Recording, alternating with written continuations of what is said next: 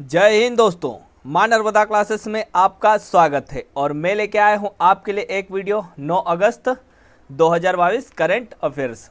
9 अगस्त 2022 से जितने भी करंट अफेयर्स के क्वेश्चन बनेंगे वो हम इस वीडियो में डिस्कस करेंगे। और मेरे आदिवासी भाइयों को यूएनओ द्वारा घोषित 9 अगस्त विश्व आदिवासी दिवस की बहुत बहुत शुभकामनाएं।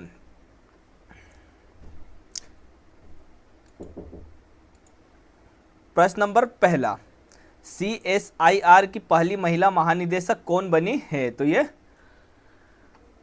नल्लाथम्बी क्लाइसेल्वी। कौन बनी है? नल्लाथम्बी क्लाइसेल्वी CSIR की पहली महिला महानिदेशक बनी हैं। और इन्होंने किसका स्थान लिया है? तो इन्होंने शेखर पांडे का स्थान लेगी। मतलब ये शेखर पांडे जी का स्थान लेगी। ये CSIR ये वैज्ञानिक औद्योगिक अनुसंधान देश के 38 अनुसंधान संस्थानों का एक संघ है। औद्योगिक अनुसंधान परिषद देश के 38 अनुसंधान संस्थाओं का एक संघ है।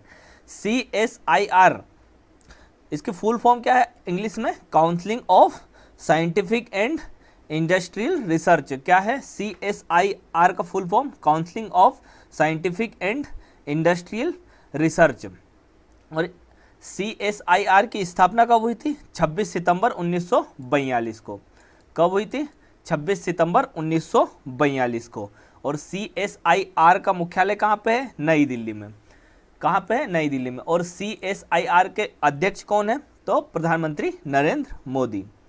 प्रश्न नंबर दूसरा, मिस इंडिया USA 2022 का खिताब किसने जीता है? तो ये आर्या वाल्वेकर ने। मिस इंडिया USA 2022 का खिताब किसने जीता है? तो ये आर्या वाल्वेकर ने जीता है। प्रश्न नंबर तीसरा, लद्दाख के कितने गांवों में 4G सेवा शुरू होगी? तो ये 224 गांवों में। लद्दाख के कितने गांवों में 4G सेवा शुरू होगी? तो ये 224 गांवों में 4G सेवा शुरू होगी लद्दाख के। और हर गांव के लिए 1 करोड़ खर्च किए जाएंगे। हर गांव के लिए कितने खर्च किए जाएंगे?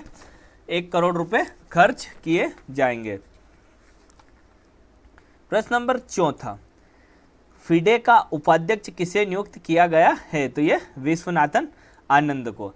FIDA फिडे यानी फिडे का उपाध्यक्ष किसे नियुक्त किया गया है? तो ये विश्वनाथन आनंद को नियुक्त किया गया है। विश्वनाथ आनंद यह शतरंज के खिलाड़ी है और 5 बार विश्व चैंपियन है। विश्वनाथ आनंद शतरंज के खिलाड़ी हैं और 5 बार विश्व चैंपियन हैं। और जो ये विश्वनाथ आनंद उपाध्यक्ष बने हैं, तो फिडे के अध्यक्ष कौन बने हैं?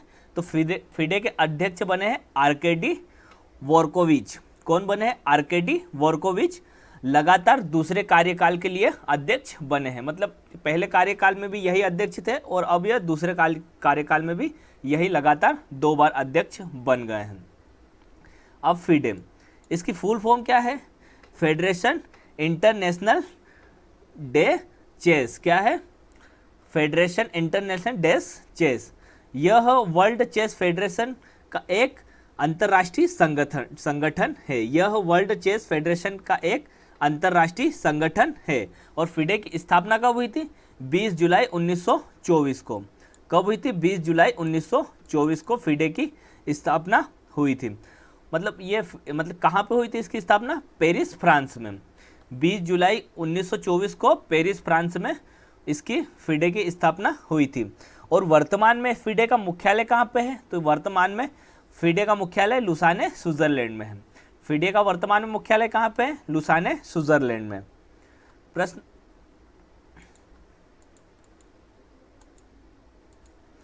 नंबर 5वां, किस राज्य सरकार ने हर जिले में एक संस्कृत भाषी गांव विकसित करने का निर्णय लिया है? तो ये उत्तराखंड राज्य ने।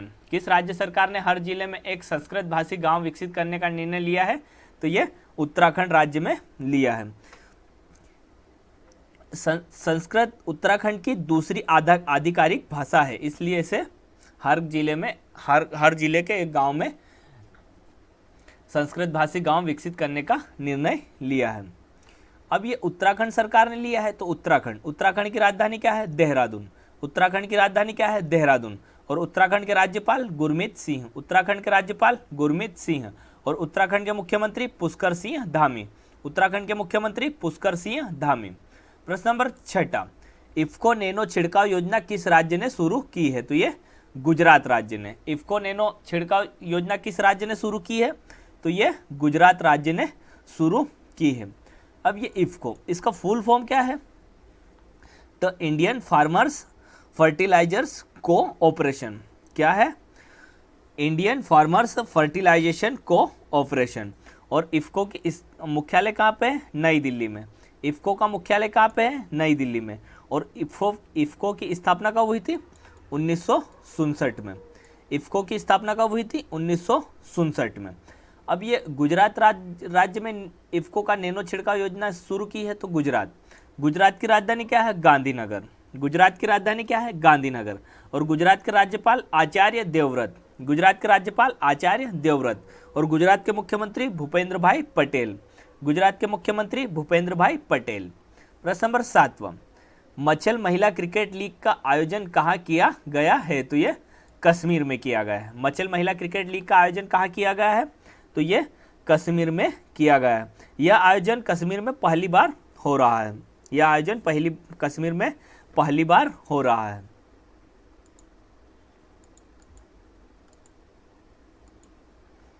प्रश्न नंबर 8, आज़ादी की 75वीं वर्षगांठ पर इंडिया की उड़ान परियोजना किसने शुरू की है? तो ये गूगल ने शुरू की है। आज़ादी की 75वीं वर्षगांठ पर इंडिया की उड़ान परियोजना किसने शुरू की है? तो ये गूगल ने शुरू की है। अब ये गूगल ने शुरू की है, तो गूगल की स्थापना कब हुई थी? 4 सितंबर 1998 को। गूगल की स्थापना कब हुई थी? 4 सितंबर 1998 को। और गूगल का मुख्यालय कहाँ पे है? कैलिफोर्निया में। गूगल का मुख्यालय कहाँ पे है? कैलिफोर्निया में। और गूगल के सीईओ कौन है? सुंदर पिचाई। गूगल के सीईओ कौन है? सुंदर पिचाई। प्रश्न नंबर 9, सेबी ने विदेशी पोर्टफोलियो निवेशकों एफपीआई के एक विशेषज्ञ समिति का गठन किया है। यह कितने सदस्यीय समिति है? तो यह 15 सदस्यीय। सेबी ने विदेशी पोर्टफोलियो निवेशकों एफपीआई के एक विशेषज्ञ समिति का गठन किया है। यह कितने सदस्यीय समिति है? तो यह 15 सदस्यीय समिति है। और इस समिति की अध्यक्षता कौन करेगा? इस समिति की अध्यक्षता पूर्व मुख्य आर्थिक सलाहकार केवी सुब्रमण्यम करेंगे। इस समिति की अध्यक्षता पूर्व मुख्य आर्थिक सलाहकार केवी सुब्रमण्यम करेंगे। अब सेबी का फुल फॉर्म क्या है? भारतीय प्रतिभूति और विनिमय बोर्ड। सेबी क्या है? भारतीय प्रतिभूति और विनिमय बोर्ड। भारतीय प्रतिभूति और विनिमय बोर्ड के अधिनियम 1992 के प्रावधान पर 30 जनवरी 1992 को यह लागू हुई थी। अब सेबी की स्थापना कब हुई थी? 1992 को। कब हुई थी? सेबी की स्थापना 1992 को। और सेबी का मुख्यालय कहाँ पे है? मुंबई में। सेबी का मुख्यालय कहाँ पे है? मुंबई में। प्रश्न नंबर 10, एशिया और ओशिनिया क्षेत्र के लिए ITU का क्षेत्रीय मानकीकरण फोरम 8 अगस्त 2022 को कहाँ हो रहा है? तो ये नई दिल्ली में। एशिया और ओशिनिया क्षेत्र के लिए ITU का क्षेत्रीय मानकीकरण फोरम 8 अगस्त 2022 को कहाँ हो रहा है? तो ये नई दिल्ली में हो रहा है। और इसकी थीम क्या है इस बार की? तो ये इसकी थीम है regulatory and policy aspects of telecommunication. क्या है इसकी theme? Regulatory and policy aspects of telecommunication. इस फोरम के 20 देशों के 250 सदस्य प्रतिनिधि शामिल होंगे। इस फोरम में 20 देशों के 250 से अधिक प्रतिनिधि शामिल होंगे। अब ये ITU इसका फुल फॉर्म क्या है? मतलब इसका पूरा नाम अंतर्राष्ट्रीय दूरसंचार संघ। ITU का पूरा नाम क्या है? अंतर्राष्ट्रीय दूरसंचार संघ। और ITU का स्थापना कब हुई थी? 1865 में। कब हुई थी? 1865 में।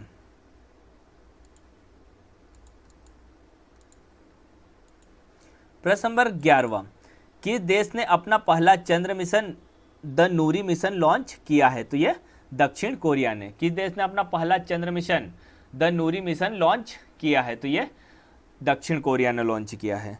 इसे फाल्कन 9 रॉकेट से भेजा जाएगा। ये जो चंद्र मिशन द नूरी मिशन है, इसे फाल्कन 9 रॉकेट से भेजा जाएगा। यह एक ऑर्बिट मिशन है। यह कैसा मिशन है? यह एक ऑर्बिट मिशन है। यह 5 अगस्त को भेजा गया था, मतलब यह 5 अगस्त को भेजा गया था। अब दक्षिण कोरिया ने लॉन्च किया है, तो दक्षिण कोरिया की राजधानी क्या है? सियोल। दक्षिण कोरिया की राजधानी क्या है? सियोल। और दक्षिण कोरिया के राष्ट्रपति यून सुक योल। दक्षिण कोरिया के राष्ट्रपति यून सुक योल। और दक्षिण कोरिया की मुद्रा वॉन। दक्षिण कोरिया की मुद्रा वॉन।